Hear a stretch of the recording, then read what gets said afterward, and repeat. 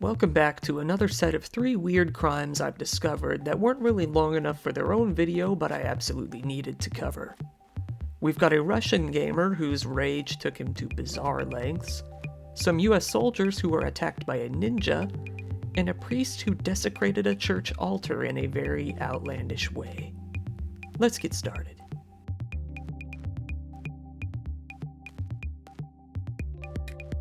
First off, I'd like to give a shout out to today's sponsor, Raid Shadow Legends. Now, this is a game I'm sure you've all heard about before. It's one of the biggest and best mobile games of all time. When you first start up the game, I'm sure you'll be surprised at the quality, kind of blown away that this is a free mobile game. The game has grown massively over the years, at this point having over 600 unique champions to choose from, all coming from different factions and each having their own unique backstories. Let's take the orcs, for example. Orcs usually don't have the best reputation when it comes to fantasy for, some valid reasons here and there. While they were created by the Dark Lord, they do have some really legitimate reasons to resent humans. After a particularly brutal, drawn-out war, their lands were annexed, which forced most of the orc clans into becoming nomadic, roaming the wilderness. So now they're mainly focused on trying to survive. Finally finding an ally in Queen Ava of the Elves, they've decided to team up, despite not knowing that she may have ulterior motives. If you want to find out more about that, be sure to check out the campaign to get the whole story. And they look pretty awesome too. You can tell that each one gets their own dose of personality when it comes to their design. What I like most about the game is collecting champions. I'm a completionist when it comes to video games, and collecting always gets me hooked. Not to mention, there's a lot going on in Raid this month. They've got special events every single day, and they're adding a lot of new champions. But the bigger update coming out this month is called the Guardian Ring. It's a huge new feature that gives you a lot more ways to use your champions, like a new faction guardian system, a new way to get legendary champions that you missed out on in earlier events, and a new way to upgrade your champions as well. It's a pretty big deal, and I'm personally looking forward to it along with a lot of other people. With all these new updates coming out, Raid has never been any bigger and better than this. So now is really the time to get started. If you really want to get a huge head start in the game, all you have to do is hit the link in the description or scan my QR code, and you'll get an epic hero named Chanalu, who is really great for tackling the Doom Tower, 200,000 silver, an XP boost, an energy refill, and 1 ancient shard so you can summon an awesome champion as soon as you get into the game. And all of this treasure will be waiting for you here. Thanks again to Raid, and now on to the video. Police in Russia are now investigating quite a bizarre case. A case in which a boy chose to end his life in a very unconventional sort of way. It all started when a minor named Pavel Maviv's body was found in his hometown, the village of Mogoshino in the Tomsk region. Young Pavel had been given an unspecified computer game by his mother to cure a bit of his boredom. His mom was an overworked single mother who likely just wanted to give her son something that would make him happy. Pavel quickly became addicted to the game, to the point where it was all he really wanted to do. An anonymous female source would go on to say that he would play the game at all hours of the day as much as he could, and that he would get, quote, nerves when losing a game. Nerves is putting it very lightly, apparently. One day, after losing a match, Pavel was enraged, distraught, and simply out of his mind. He went out into the yard and grabbed a chainsaw. He picked it up, got the motor running, and completely cut off his own head. I don't even know the logistics of how this would work. I mean, maybe if you went kind of down diagonally, gravity would just kind of take care of it once you couldn't anymore, or I don't know. The police were called out to the scene when his body was found. Knowing that the chances of someone ending their own life with a chainsaw are slim to none, it was understandably seen as a possible murder case. A criminal case was opened immediately. It wasn't until the previously mentioned anonymous tipster told them that it was very likely that his post-loss rage was what led to his death. Apparently, it had occurred often enough that she could see it easily going to such extreme lengths. She pointed out the game, saying, "This is what killed him." He spent hours at his computer and his nerves gave in after a game. she said. It wasn't long until the state-owned news was all over the case, for obvious reasons. This case would go on to take an unexpected turn, however. The Russian Investigative Committee confirmed that they would be looking into the case as if he had been incited to ending his own life. So why was this? Why was it changed to an incitement case all of a sudden? Well, it turns out that Russia has indeed had several of these kinds of cases within the past decade or so. So-called death groups online will allegedly try to incite minors into taking their own lives over social media and online games. It isn't clear yet if this was one of those cases, but it had happened enough in the past to warrant a closer look. Some of you may have heard of what was called the Blue Whale game. This game took the form of a social media challenge, such as the Ice Bucket Challenge or the Tide Pod Challenge or many others that have taken place over the years. The game, though, would see the player competing to complete various challenges, increasing in difficulty and violence as you went on. That is, until the final challenge in which you need to end your own life, usually in kind of a violent, showy sort of way. In Russia, though, it is believed that at least a few people have died playing this game. If you're wondering why someone would ever even do that, the short answer is mental illness. These challenges tend to prey on the depressed, the outcast, the isolated, people desperate to do anything for validation and praise. Given that the World Health Organization has deemed video game addiction to be a form of mental illness, it's likely that the argument about video games being unhealthy, detrimental, or downright evil will come to the forefront again. Online death groups in Russia are not uncommon. In 2015 and 2016 alone, 130 different minors in Russia ended up ending their own lives. They were all members of one or more of these death groups. In 2017, a total of about 1,400 death groups were found online in Russia, with a total of over 12,000 members and a collective of over 200,000 posts. Many of the leaders of these groups were detained or even arrested, at least 19 of them, with over 230 criminal cases being opened in total. As of now, the Russian Investigative Committee will not confirm or deny whether this case is related to any of those groups. But they are, however, treating it as if there's a good chance it is.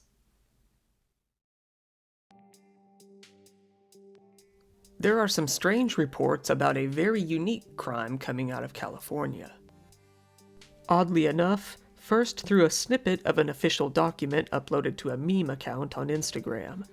The account then relentlessly ridiculed the incident for understandable reasons. The incident involved a very strange attack on a U.S. Army Special Ops unit by what appeared to be a ninja. Some members of the 160th Special Operations Aviation Regiment were out training at the Inyo Airport, which is out there in an airfield in the Mojave Desert. On September 18th, just last month, at some time around 1 in the morning, a staff sergeant was standing around outside of the administrative building for an airport hangar, likely minding his own business and smoking a cigarette, completely unaware that anyone was even out there. Suddenly, he was approached by a rogue ninja. The ninja came in closer, getting uncomfortably close to the sergeant.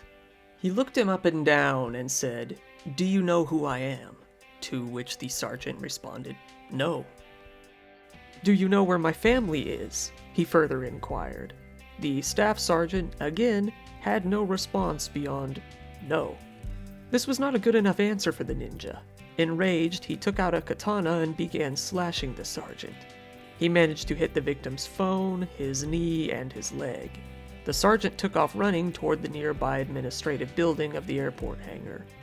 Despite the cuts to his leg and knee, he was able to evade the ninja while running through the parking lot and get into the building, locking the door behind him. A captain was already inside the building, likely very confused as to what was going on. The ninja appeared to flee the scene, putting the victim at ease. That is, until he returned, carrying a giant chunk of asphalt. He hoisted this chunk up and tossed it through a window of the building. Breaking through the window, the asphalt hit the captain along the way, injuring him. Satisfied, the ninja then left for good. He fled the scene and vanished, as you would expect from a ninja. But soon after, the police were able to find someone fitting his description wandering down nearby Inyokern Road. Being dressed up as a ninja and holding a katana, he likely stood out. He was identified as 35-year-old Gino Rivera. He, as you would expect, resisted arrest, swinging his sword around at the police. The police used non-lethal projectile rounds on Gino, but they didn't seem to have any effect. Gino began running from the scene, but the police closely pursued him. He continued to resist, and since ninjas are weak against lightning, they finally tased him. It was super effective, causing Gino to drop both his sword and his body to the ground when an officer then tackled him. He was taken into custody. The two victims, the captain and the sergeant, were taken to a local hospital to get their injuries taken care of. The sergeant ended up getting multiple stitches on his leg and knee, and the captain got a nice set of his own stitches on his head. Both of them were able to return to work in a pretty short time. Gino was then taken into the Central Receiving Facility for the crimes of attempted homicide, assault with a deadly weapon, brandishing a weapon with the intent to resist or prevent an arrest, vandalism, and obstructing/delaying a peace officer in the discharge of their duties. The ninja's motives are unknown. It's likely he didn't really find his family as he was arrested pretty soon after. Stick with the channel and I'll let you know if there are any updates on this one. A former priest in Louisiana, one particularly passionate notch of the Bible Belt, has been charged with vandalism and obscenity after desecrating his altar in a particularly fascinating sort of way. This case came about as a neighbor of the church was taking a walk one night in September of 2020. This side of this particular church that faced the road was largely composed of glass, leaving the inside of the church very visible to anyone outside. The lights inside St. Peter and Paul Roman Catholic Church were on much later than they usually were, making the neighbor curious and intrigued him enough to go see what was happening.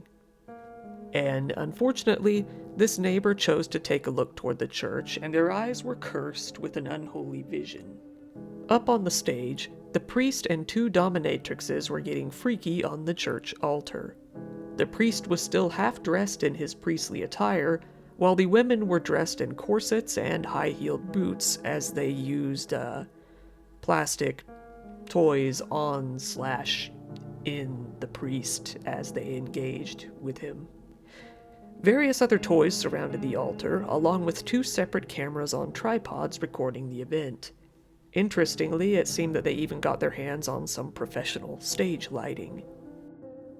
The witness pulled out their phone and took a video of the incident. For proof, of course. Nothing more.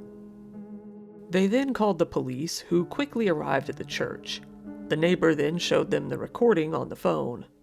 After seeing this, the officers quickly went inside and arrested the three on obscenity charges, as the actions they were performing were fairly visible from the street. The priest was a man named Travis John Clark, a 37-year-old man who had been the pastor of the church since 2019. Ironically, he had taken the position from a man who had resigned from that same position that summer over an incident in which he was sending inappropriate texts to a student. The two women that were arrested were Mindy Lynn Dixon, age 41, and Melissa Cameron Chung, who is 28. On October 1st, the local archbishop announced that the priest had been arrested, but was reluctant to give any details as to why. The police were similarly silent on the issue. In custody, the two women told the cops that these acts were completely consensual and they were merely just recording some roleplay. Officers noted that it was consensual, but that didn't really change the fact that it was visible from the street, which was the problem, not some sort of problem involving consent. That wasn't really an issue. Police took the cameras and toys as evidence as well. Dixon, who was an adult film actress who sometimes makes a little extra cash as a dominatrix, had posted on social media that night that she was heading out to New Orleans to meet up with another woman and defile a house of God. While the original charges against the three were pretty brutal and risked them all facing at least a few years in prison, the charges were eventually reduced. Now, each of the three faces one count of institutional vandalism, which means that they were caught knowingly vandalizing, defacing, or otherwise damaging property and causing damage valued at over $500 and less than $50,000 at the church, most likely referring to the altar itself. The reduction was mainly because the incident didn't necessarily occur in public, it was just pretty visible from the public. Gray area. The priest attorney, speaking of the police department, said, "Once again, they have overstepped their bounds as this is nothing more than a thinly veiled attempt to regulate the morality of private individuals. Just because you don't like something doesn't make it criminal. So, no kink shaming, basically." Within one day, the priest was removed from his position at the church. The archbishop said that his acts were nothing less than deplorable. Regarding Travis, his obscene behavior was deplorable. His desecration of the altar in the church was demonic, and I am infuriated by his actions. He went to the church himself a few days later to perform a purity ritual on the altar to return sanctity to it.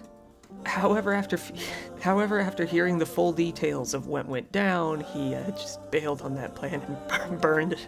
However, after hearing the full details of what happened, he bailed on that plan and just burned it instead. When the details became clear, we had the altar removed and burned. I will consecrate a new altar tomorrow. The priest and the two women were all able to post bond and were released from jail shortly after they were taken in. The priest, Clark, had a whopping $25,000 bond, but he was able to pay it. Chung and Dixon each paid $7,500 bonds and were released.